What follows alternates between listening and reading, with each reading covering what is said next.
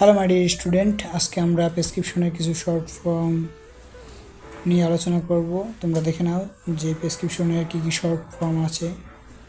প্রেসক্রিপশনের 20টি short form নিয়ে আজকের video.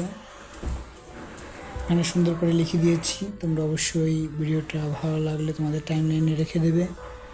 অনেক সময় আমরা প্রেসক্রিপশনের শর্ট ফর্মগুলো বুঝি না, আমি শর্ট ফর্মগুলোর ফুল ফর্মগুলো লিখে দিয়েছি, তোমরা অবশ্যই দেখে নেবে।